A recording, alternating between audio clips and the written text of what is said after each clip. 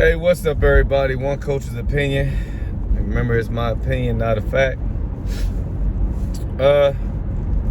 What y'all think about the fight this weekend? Canelo Alvarez, Bivol. Let's say this. I'm gonna be honest. If I was betting my money, I would have bet with Canelo. But I've seen Bivol fight in person. I've seen him on TV. I see how he hits. I mean, me and the professor was debating, and I was like, hey, Joe, if Bivol hits him and he feels Bivol's power, you know, it might make a difference. And the professor was like, yeah, but he has to hit him. So that was our dilemma. And it was true. Both of us were kind of right. Yeah, he has to hit him. But Bivol showed that with patience, I'm gonna let him hit me, and I'm just gonna counter punch, and then I'm gonna start hitting him.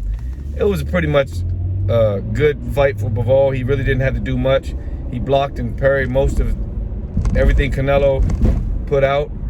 And to be honest, this was basically just weight. And that's why it's weight classes for a reason. There's only but so far you can go up, and so far you can go up against certain people. So, first of all, you're only going to have a few weight classes where you could probably jump up. Second of all, it depends who you're jumping up there with. That's what I'm trying to say. And Bivol just wasn't that guy to jump up there with. I've seen him fight, like I said, and it looked like when he hits, at least the person he was fighting, and I ain't calling no names, but it looks like he was hitting him with stones. It looked like he actually had bricks in his glove. You just gotta look at the reaction of the guy that he was fighting. And Bivol looks like he hits pretty hard, you know. But and you know, he has basic fundamentals. He's not like, you know, he's not a flashy fighter. He's not you know, he got a little witty in the interview, but he doesn't fight that way. He just kind of fights the you either can beat me or you can't beat me type style. I guess really, I mean, made a few adjustments in his fights, you know, and he reminds you, kind of, to be honest, his style reminds you of sort of like Winky Wright. That's who he kind of reminds of all, except for he has power. Imagine a Winky Wright with devastating power for his weight division. And Winky was strong for his weight division, don't get me wrong.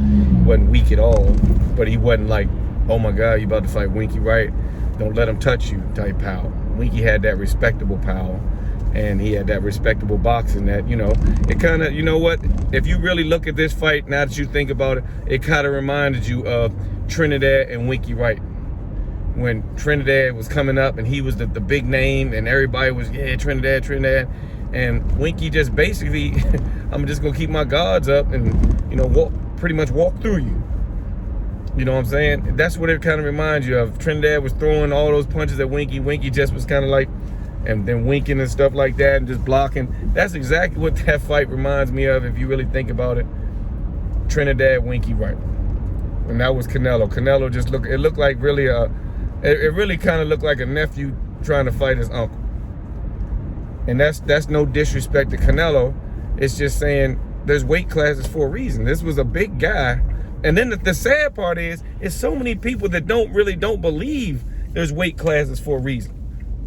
Like, it was people talking about after Bivol, maybe Canelo can fight Usyk. I'm like, on what planet? What planet would Canelo ever stand a chance against Usyk?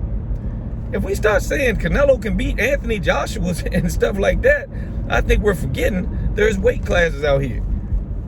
And Canelo had to be reminded. Now, some people will say, well, what about Kovalev? Kovalev wasn't a young, hungry fighter, undefeated, like Bivol. Kovalev was a fighter that had been defeated before, that, to me, you know, changed trainers. He was just in it for, let me get a few more paychecks. And, you know, Crusher Kovalev, after Andre Ward fought him, Crusher kind of went away. You know, I don't know if his desire down, but you really don't hear from him. Maybe he just retired because of his age. But Bivol was not a Kovalev. And I think if Kovalev and Bivol was a fight today, Bivol would crush Kovalev. But it was a good thing it put Bivol on the map. You know, but like I said, no disrespect to Canelo, because you could just tell that these aren't punches I'm used to taking. Canelo's not used to having red marks all on his face and stuff like that. You could tell by his reaction to the punches and everything else that Canelo was not used to that type of punching power, and it really didn't go well for him. So ain't much really more to say about that fight. To me, it was just a weight thing. Canelo did a hell of a job trying. He never stopped trying. I'll give him that. Even though you could tell that it was really kind of doing him no good. I mean, you know, it really wasn't, you know, he wasn't able to prosper off what he was doing, but he at least he never stopped fighting. I'll say that. He never stopped fighting. He never stopped trying to beat on Bivol. But like Bivol said in the interview, which was kind of clever, did he hurt you at any time? He was like, yeah, my arms. Look at my arms. They're all bruised up. It's tearing my arms up. And that's why I said it was kind of like a nephew fighting his uncle. That's what it reminded me of. A nephew fighting his uncle or something like that. Just a weight bully type thing. Somebody had to show Canelo that, hey, look, there's other fights down there. And now, you know, Canelo got a loss now. I mean, so maybe he will go back down and try to fight one of the Charlos or try to fight Benavidez. That's probably like the next step if it's going to be a fight. Or maybe he retires and says, I'll let you guys have it. To be honest, I mean, Canelo's did enough in the sport where he really doesn't need really to fight Benavidez. They kind of just want to destroy the king, and it's kind of like an older king. So even when Canelo finally loses, say he goes that route, only thing people gonna say is, man, you know, he wasn't. They're not gonna be able to claim his age because he entered the sport at 15, and claims he has like double-digit fights that they didn't even ask for. So, you know, he had a lot of experience in his time. He's had a lot of fights in his time, and to be honest, has nothing more to prove in the sport. I mean, these some young fighters. You know, he could really relinquish the throne and let Benavidez and the Charlos fight for who's going to be the king of 168, who's going to be the king of 160 or whatever. Let them have it. But it's almost kind of like when people were saying, like Errol Spence was calling out Canelo. I don't think that's a good idea, to be honest. I mean, you know, no disrespect to Earl, and I tell people I think Earl is one of the hardest hidden, precise punches out there, and that's what people don't realize about him. They can't really tell about his style, but he doesn't waste punches, and his punches have a lot of power on all of them. Like, he doesn't really throw any flurry punches.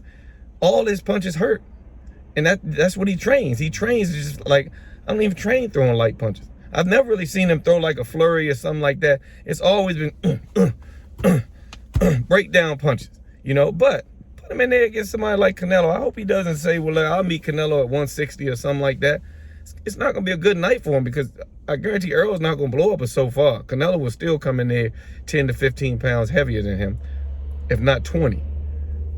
Man, weight really is a factor in this sport. That's why we have these weigh-ins. So, you know, no disrespect to Canelo. I mean, a loss is a loss. Everybody loses. I know you didn't want to, but fought a valiant fight. You know, stayed in there.